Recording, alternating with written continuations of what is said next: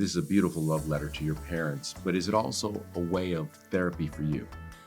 Yeah, 100%. I mean, I think I started it out really wanting to do something for my parents, but I didn't realize how much it would be sort of getting into all this personal stuff eventually.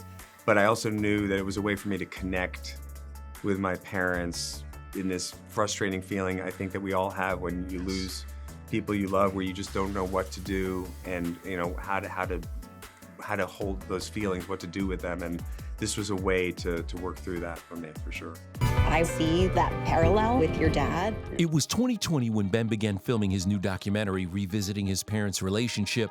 At the time, he was still separated from wife Christine Taylor. The parents of two later reconciled. You also talk candidly about your separation and how you're looking at your parents and you're like, they made it through 62 years. What is going on with me? Yeah. And it helped bring you back together in a sense.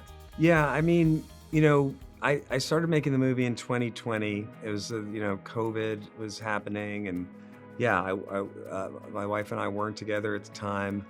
And as the movie evolved, and the making of the movie is a lot of it is part of what the movie is about, because our relationship changed, and I was able to see years down the line into making the movie how much of an effect my parents' relationship had on the way I looked at my relationship, both the daunting aspect of it, of a parents who had an amazingly successful marriage, but also the reality of what their marriage was, which was challenging as any long-term marriages, and the desire they had to stay in it. And for me, I think that did affect me, and I felt like that should be part of the movie because it was happening sort of in real time as I was making the movie. Was it hard though to reveal those kinds of things, to lay it out there about your relationship? Yeah, only now, as the movie is now going out into the world, is, you think about it theoretically, but it's a strange thing. I've never made a movie like this about my family, about my personal stuff. I don't really talk about my relationships.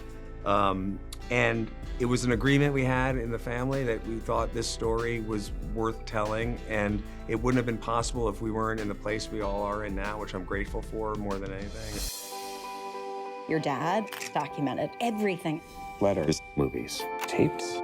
To be able to have, for me, parents who saved so much stuff, my dad especially, and were, these actors and, performers who there's so much recorded material of them, it felt to me like this is a very unique opportunity that I had in terms of being able to tell a story about our family with all of this footage and all this stuff that my dad also shot and saved. So it was like, I almost felt like I had to do it, When they were working, I remember sometimes hearing laughter, sometimes hearing raised voices, never knowing if that was real or them rehearsing something.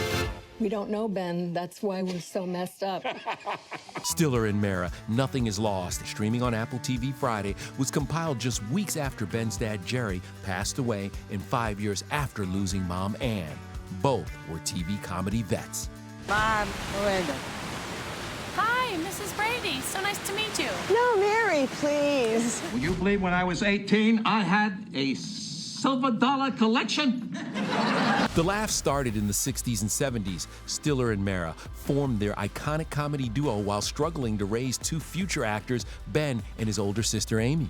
There would be people early on in your career who said, this kid's just getting a leg up because, of his parents, and he's gotten so much. But I also think this is important because it shows how much you lose when your parents are in the entertainment industry and how much you miss them. Yeah, I mean, it's definitely an interesting question, the advantages that come with having parents who are in the business. But for me, what this movie is about the reality of our lives and growing up around creative people. And when you have that inside of you, when you grow up around it, you lose a lot in terms of a creative parent or a parent who's focused on anything that they're passionate about is going to take them away on some level from their family. But it also models for the kids this commitment to something that they really believe in, and that passion is something that, for me, I feel like I got from my folks. Also, you get to see, as a kid growing up in the business, you get to see the underside of it. You get to see how hard it is. You see how challenging it is. And I think that's something that people don't talk about enough, that there are a lot of kids who see that in their parents and go, you know what, I don't want to do that. And what's interesting to me are the ones who decide they do want to do it. I think it's, at least for my sister and I see it in my kids, it's a desire to do something that's inside of you, this creativity that maybe it's passed down, I don't know what it is inside of you, but in spite of seeing what that reality was for your parents, which I think nobody really gets a chance to see. Now the comedy of Stiller and Meara. Jerry Stiller and Meara. And Meara and Jerry Stiller. I thought you guys did a great job of kind of unraveling that and showing all the challenges your parents went through that we thought was just stuff on the stage. You know, we always, watching them, we thought it was just... Especially their act was based on who they were, you know, their identities, and they took their lives, and my dad especially would sort of mine that and turn it into material, and that was their livelihood. And they were two actors who were not getting work, who decided to form this comedy team as a way to really support their, support themselves and their family, and they got tied into that, and then they had to keep it going, which was its own challenge. I don't know where the act ends and the marriage begins. I see Dad working so hard and Mom just letting it flow. When you tell it, it's not funny, and if I tell it, it becomes funny. Ouch. Can I read this? My desperate need to tie what we do on stage with when we're together has created the gap between us. Success can get in the way of marriage. We had to stop doing this act. Were you surprised when your son told you how much you're like your dad? Yes, I was not expecting. You weren't expecting, were you? That answer, no. It was like, oh wow, okay. And like in my mind, I'm like, this is great for the movie. Not great for me, but great for the movie. You're trying to balance being a director, an actor, but also just a father. I know I haven't been the perfect parent, believe me, but I was actually really glad that he felt so open and free to say that, and that to me was, like, that to me is the key to a good relationship. When we were kids, he would do crazy characters. Well, I feel like you do that too. I love that we do that. I do too. Yeah. That's who we are. Well, I better get going now. Oh, we love you, Mr. Apple. Oh, one more thing. The name's Mr. Meara Popo. Daddy, can you do that one more time except louder?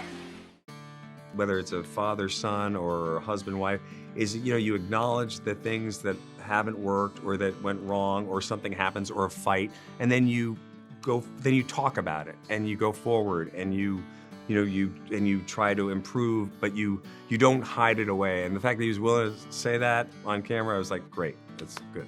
I'm happy that the movie exists, and hopefully people can connect with it.